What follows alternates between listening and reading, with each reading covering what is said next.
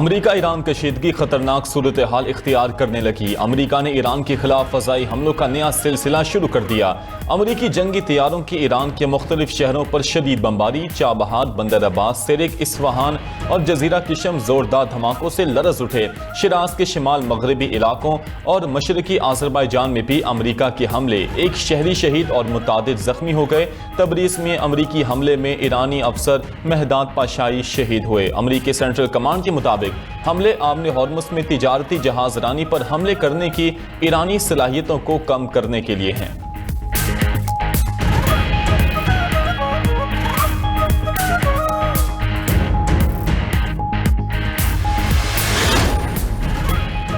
ایران کا بھی جوابی وار، خطے میں امریکی تنصیبات پر حملے۔ ایران نے بحرین، کویت اور اردن پر میزائل اور ڈرون داغ دیے۔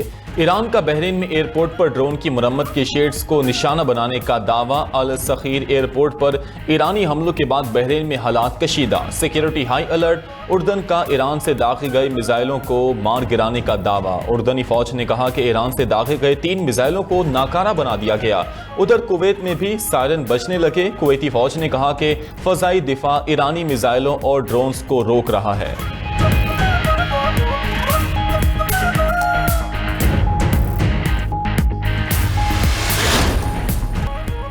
ایران کسی بھی امریکی فوجی کو قتل کرتا ہے تو اس کی کئی گنا زیادہ قیمت چکانا پڑے گی۔ امریکی صدر ٹرمپ کا ایکس پر پیغام، لکھا کہ وزیر دفاع اور chairman joint chiefs of staff کو واضح ہدایات جاری کرتی ہیں۔ ایران جان لے امریکی فوجیوں پر حملے کا بدلہ انتہائی شدید اور فیصلہ کن ہوگا۔ ایکزیوس نے امریکی عہدیدار کے حوالے سے دعویٰ کیا کہ امریکی صدر کی تمام توجہ ایران سے بدلہ لینے پر ہے۔ ایران نے مفاہمتی یادداشت کی خلاف ورزی اور آبن ہارمز میں اپنی کارروائیاں جاری رکھیں۔ ایک اور بیان میں ٹرمپ نے واضح کیا کہ نیتن یاہو کو امریکہ میں کسی صورت گرفتار نہیں کیا جائے گا۔ نیتن یاہو ایرانی رجیم کے خلاف لڑ رہے ہیں جس نے 52,000 مظاہرین کو ہلاک کیا۔ اصل گرفتاری ایسے ایرانی رہنماؤں کی ہونی چاہیے جو خون ریزی اور بربادی کے ذمہ دار ہیں۔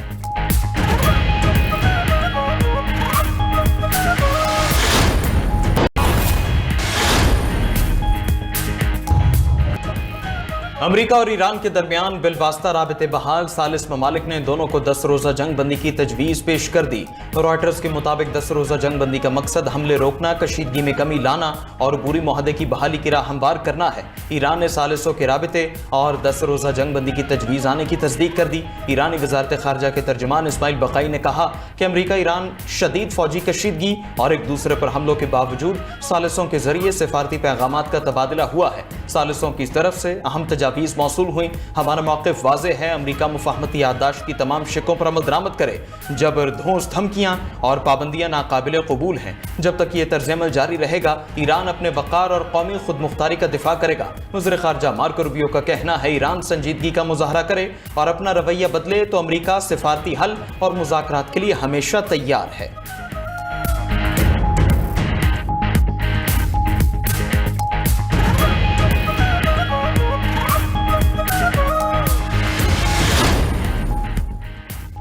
امریکہ کے ایران پر ایک اور رات تباہ کن حملے بمباری کی 9ویں لہر میں 8 شہروں کو نشانہ بنایا گیا۔ ایرانی کمانڈر سینٹرز میں میزائل تنصیبات تباہ کرنے کا دعویٰ۔ امریکی بمباری کے باعث ابو شہر، سیرک، لرزستان، تبریز، چابہار، کنارک، خوزستان کے علاقے لرز اٹھے۔ سینٹ کام کے مطابق ایران کی آبنائے ہرمز سے گزرنے والے تجارتی جہازوں پر حملے کی صلاحیت کو ختم کر دیا گیا۔ ٹرمپ نے ایران پر حملہ امریکی فوجیوں کی ہلاکت کا رد عمل قرار دے دیا۔ کہا ایران کے خلاف انتہائی طاقتور حملے کیے۔ آبنائے ہرمز اب ہمارے کنٹرول میں ہے، ایران کے پاس کچھ نہیں بچا ہے۔ ادھر ایران نے کویت، بحرین اور اردن میں امریکی فوجی اڈوں کو نشانہ بنایا۔ پاسداران انقلاب کا شام میں امریکی اسپیشل آپریشنز کمانڈ سینٹر پر حملے کا دعویٰ۔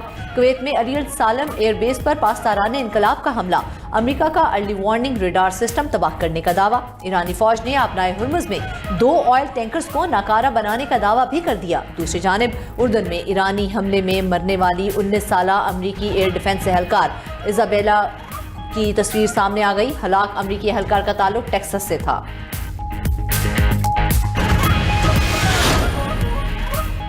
امریکہ سے عبوری معاہدے میں ایران کے قومی مفادات کا پورا تحفظ کیا. 14 نکاتی یادداشت کے دوران کسی بھی بنیادی حق سے پیچھے نہیں ہٹے. ایرانی صدر مسعود پزشکیان کا کہنا ہے معاہدے کی کوئی شک یک طرفہ طور پر امریکہ کے فائدے میں نہیں ہے. ادھر ایرانی فوج کی امریکہ اور خلیجی ممالک کو وارننگ. کہا کہ کوئی ملک آبنہ ہارمز کو ہمارے خلاف یا فوجی ساز و سامان کی منتقلی کے لیے استعمال نہیں کر سکتا. دشمن کا ساتھ دینے والے ممالک آبنہ ہارمز کے استعمال سے محروم ہوں گے. ایران کے خلاف امریکہ سے تعاون کرنے والے ممالک کو مشکلات کا سامنا ہوگا.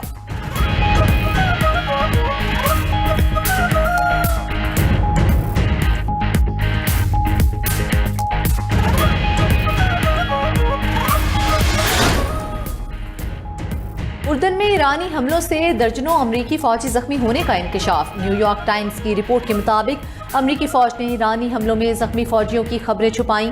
میزائل حملے سے نہ صرف فوجی ہلاک ہوئے بلکہ امریکی ہیلی کاپٹرز کو بھی شدید نقصان پہنچا. امریکی فوج نے اطلاعات چھپا کر عوامی شفافیت کی خلاف ورزی کی ہے. حالیہ جنگ میں اب تک 17 امریکی ہلاک اور 400 زخمی ہو چکے ہیں.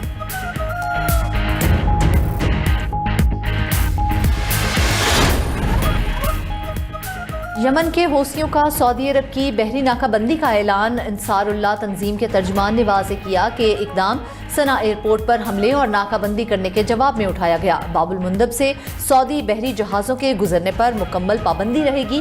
حوثیوں کے اقدام سے عالمی منڈی میں تیل کی سپلائی متاثر ہونے کا خدشہ. ادھر عالمی مارکیٹ میں تیل کی قیمتیں برقرار. برینٹ آئل $88 فی بیرل اور امریکی کروڈ آئل $82 فی بیرل پر فروخت.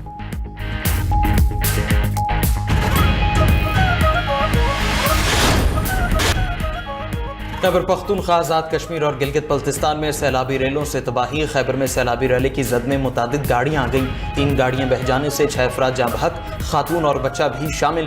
گلگت بلتستان کے علاقے نگر میں لینڈ سلائیڈنگ سے 3 مزدور جاں بحق ہوئے، 3 زخمی ہو گئے. مردان میں مکان کی چھت گرنے سے 2 بچے جاں بحق، ماں اور بیٹی شدید زخمی ہو گئے. مانسہرہ کی وادی سرن میں بھی بادل پھٹنے سے متعدد ہوٹلز کو جزوی نقصان پہنچا. مانسہرہ جگوڑی میں 3 رابطہ پل بھی سیلابی ریل میں بہہ گئے. ایبٹ آباد میں بھی موسلادھار بارشوں کے بعد ندی نالوں میں طغیانی آ گئی. محکمہ موسمیات کی مزید بارشوں کی پیش گوئی. سیاحوں کو محتاط رہنے کی ہدایت. ادھر لاہور سمیت پنجاب کے کئی شہروں میں برسات. لاہور میں 95 ملی میٹر بارش نے سڑکوں کو ڈبو دیا. حبس اور گرمی کی کچھ دیر کے لیے چھٹی.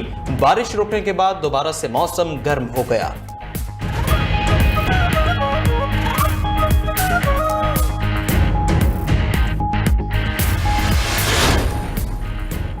وزیر اعلیٰ سہیل آفریدی سے ورلڈ فوڈ پروگرام کی کنٹری ڈائریکٹر انیتا ہرش کی ملاقات. باہمی دلچسپی، تعاون اور شراکت داری کے فروغ سے متعلق امور پر تبادلہ خیال.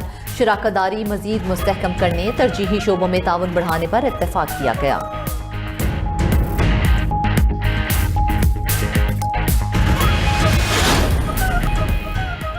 بھارت میں جین زی کا احتجاج. امتحانات میں بے ضابطگیوں پر وزیر تعلیم کے استعفے کا مطالبہ. نئی دہلی میں مودی سرکار کا نوجوانوں اور طلبہ پر تشدد. پارلیمنٹ کی جانب پرامن مارچ کرنے والوں پر پولیس کا لاٹھی چارج. آنسو گیس کی شیلنگ. متعدد مظاہرین کی حالت غیر ہو گئی.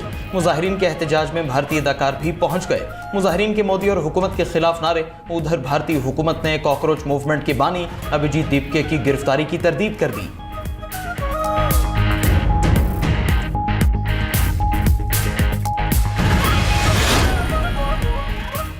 یوکرین کا روس پر اب تک کا بڑا ڈرون حملہ. روسی میڈیا کے مطابق یوکرینی فوج نے رات بھر ماسکو پر 400 سے زائد ڈرونز داغے. زیادہ تر ڈرونز کو سرحد سے دور ہی فضا میں ناکارہ بنا دیا گیا.